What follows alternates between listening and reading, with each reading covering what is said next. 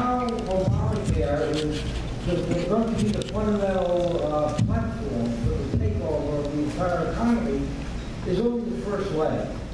Right now he's going to unleash his climate agenda, and ultimately he wants to take over the energy industry. He wants that. Every communist country in the world owns their energy industry. Sierra Club, when that day should happen, will be all for fracking, all for drilling on federal lands, because they sell the oil into world markets. Then the administration will have untold wealth coming in from selling American oil. You raised the energy sector, and I didn't have time to get into that specifically, but yes, that's one of the 4 great pillars of the U.S. economy. You're right about that. I mean, when they first started with cap and trade, which they couldn't even get through the Democratic Congress, so then Obama went through the EPA and is strangling traditional sources of energy, oil, natural gas, and coal. Obama is actually on the record as saying that this is a war on the coal industry. You're absolutely correct. When they can control the energy industry as well as healthcare and, like I said, the financial sector and other parts of the economy, they control everything. This is centralized planning. You're absolutely right. And like healthcare, energy affects all of us. You put gas in your car, you take the train, you flip a switch in your house, that's electricity, done on coal. They control the energy sector. They also control you. Thank you, sir. Hey, Monica, thank you for being here. We really appreciate your standing for the conservative cause and not being pushed into the regular Republican fold, which doesn't represent America anymore. Never. My name is Barbara Ames. I'm from Morris County. Just 2 issues. One of them you touched on briefly, and I commend you for doing that. The Fox and a lot of conservatives are focused so much on Obamacare. There's some other things to talk about. You mentioned Common Core, which after healthcare is a takeover of the education system.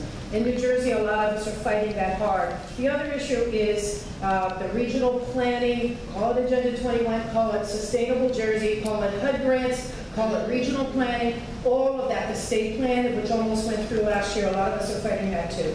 Can we get some publicity on Fox News? Because I don't see those issues being talked about out there. I will certainly try. But there are some other things we need you to help us with. I totally agree, and I will certainly do my best to get it covered. What I will tell you, having been in the media for a long time at NBC and Fox, obviously, and some other places, is there's a lemming mentality to the media. So they all grab one story, and then everybody is covering it, and then they don't stop covering it, and then it becomes the dominant thing. And then, I know, like in the control room, they'll say, well, what are the other networks doing? Oh, well, we have to do it. Is there a car chase in California? Oh, well, now we have to do it because they're doing it. And it becomes sort of a negative feedback loop, and all the issues you raised are so important, and I'm glad you raised Common Core. I don't know if there are any folks in the room, besides Barbara, who are fighting this. These are national education standards, they call them. But again, as I said, the left needs to control education because that's the way they indoctrinate the youth. If you get to them really young, then the likelihood that they'll ever turn conservative or start voting Republican is minimal. So when they get them young, then they know they've got them for life, and that's part of it. I'm not totally familiar the way my pal Michelle Malkin is. She's been great in fighting Common Core. My pal Glenn Beck has been doing great work on this. I'm not as up to speed on it as they are, because that's not necessarily my thing. But I will say that in the educational materials that I have seen, that Michelle has shown to me, I mean, it's outrageous stuff. In fact, I think there was a first or second grade manual that was talking about Thanksgiving, and of course we're the bad guys, always. But they put an additional spin on it in the Common Core language, which was that Thanksgiving was the first redistributionist dinner party. I swear. It was like class warfare against the Indians, and who were, of course, at fault. It's class, but that it was redistributionist because the American Indians brought food and they redistributed it to the white man, and so I mean, to us it's like laughable, right? I mean, we're all kind of giggling about it, but this is serious stuff because they know the power of propaganda and they know the power of indoctrination. And they're doing it. So God bless you for fighting back. I was actually at an event and Jeb Bush spoke. Yeah. He saw me. What's that? He thinks Common Core Core is a great idea. That's right. He was talking about Common Core, singing its praises, and then he saw me and he was like, "Oh, hi." Actually, I saw him before his remarks. I'm like, "Governor, great to see you. How are you?" And he said, "Oh, hi, Monica." And I said, "Really looking forward to your remarks." And he was like, "I bet you are." Our governor thinks it's a great idea too. Well, our governor in New Jersey was sitting next to me during this while Governor Bush was on the stage, and there was, shall we say, a little bit of tension there between the two of them, because just off the record, I think they're both running for president, and they're both running for the moderate sort of establishment Republican vote, which, by the way, still exists. None of us in this room are establishment rhinos, but that vote still does exist. Okay, who next? Last question. Hi. Nice to meet you. You too. I have a question about healthcare and the system that we had before this, and why conservatives didn't know about something and talk more about it. It was called the McFerrin Act that exempted the big insurance companies from antitrust laws, which, if that had been adjusted somehow, I'm sure there's way too many stakeholders to do that, but that would have helped put this back into the free market setting. So I was hoping somebody could start talking about that more. Maybe we could. I think you're touching on a really important point. The Republicans have a hard time, even the Republicans like Cruz and Lee, God bless them, who are willing to fight the battle. They have a very tough time punching through the mainstream media, which is so corrupt that they don't want to carry the message of what conservatives really believe. But a number of Republicans and conservatives during this whole debate were putting forth real things like you just mentioned to try to reform the healthcare system in ways that were free market-based and patient-based. So like what you were saying about antitrust, tort reform, which obviously went nowhere because Democrats are so deeply in bed with the trial lawyers. But they were talking about portability, the ability to buy and carry insurance across state lines, things that would encourage competition to drive down prices and make it more affordable. The press never reported that. Even to this day, the president and others will go out and say, oh, well, the Republicans have no alternative. You can say Obamacare sucks, but they have nothing. Well, no, that's not true. Paul Ryan has been working on this stuff and been phenomenal at it for years. In fact, the reason he voted against Bowles-Simpson, the bipartisan budget commission, the reason he voted against it is because it didn't go anywhere near health care. Forget about Obamacare, it didn't even deal with Medicare and Medicaid, and he said, you can't do entitlement reform without dealing with the biggest budget monsters of them all, which is healthcare. And again, that was before Obamacare, which is the biggest. So yes, the conservatives and Republicans have alternatives to this. The media would never report it. And so it's like I said, this is an uphill battle to get our message across. That's why the grassroots is so important, so that you can talk to your friends and your neighbors and your colleagues about this stuff, and try to get it out that way. The Republicans also really stink at, number one, supporting each other. Shameful. They're shameful. And I've met all the naming names, John McCain, Lindsey Graham. When Ted Cruz and Mike Lee, who, by the way, were absolutely correct on centering the budget battle over Obamacare. And even Obama knows that they're right, he just doesn't care, doesn't want to look like he's giving in to them.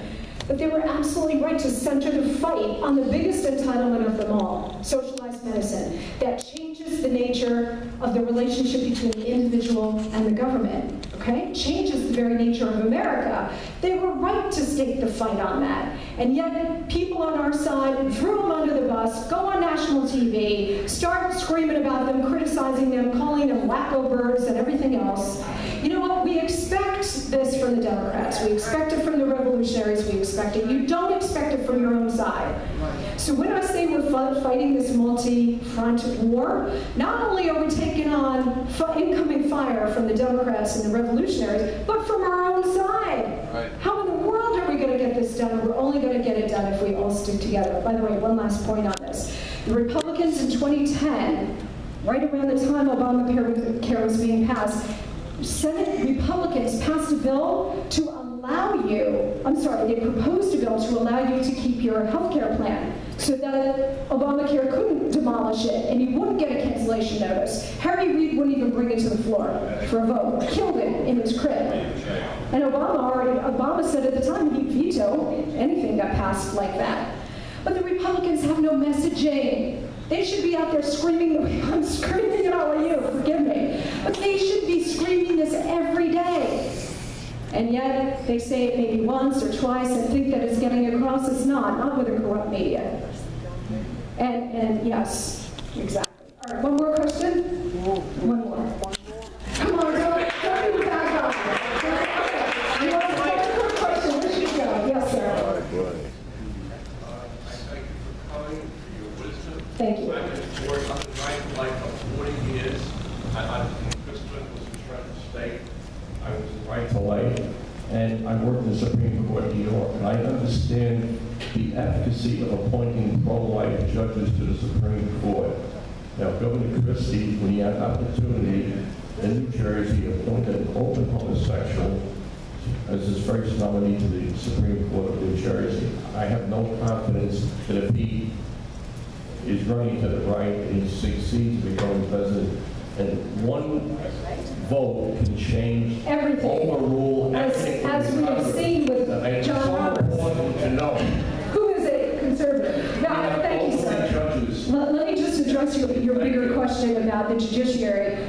We're also focused on the presidency and the Congress because they are interesting, shall we say, personalities. Or we focus on Governor Christie, or we focus on the State House here in New Jersey because, again, they're interesting, they're personalities. We tend to focus less on the judiciary, and you're so right about this. There's nothing more that I loathe more than activist left-wing judges. I'll give you two examples of hope, because you got to think about that going into 2014 and 2016, the ability to appoint judges.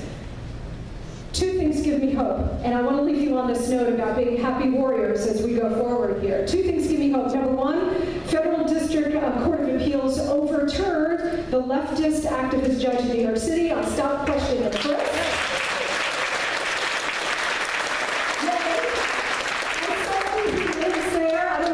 To walk down the street, so that gives me hope. And they actually said that she ran afoul of the law. She was prejudiced and biased in her ruling, and she had already made up her mind and violated all kinds of ethics, so they threw her off the case.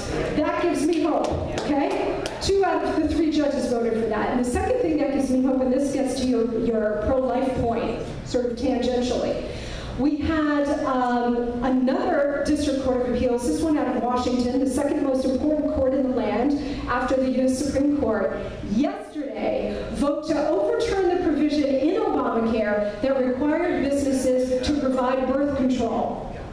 And the reason they did that was on religious rights grounds, religious liberty. Because the business that brought the case said this violates our religious principles that are opposed to birth control, and now the government, through coercion, is going to force me to do that. And this district court, a very liberal one out of Washington, D.C., said, nope, unconstitutional, illegal. Now, we'll go to the Supreme Court, Lord knows, again, getting to your point, Lord knows how they're going to vote, could go anyway. But those 2 decisions this week give me hope that we are on the right track and there are glimmers of hope out there, and that's what needs to keep us all going. Thank you so much. God bless you.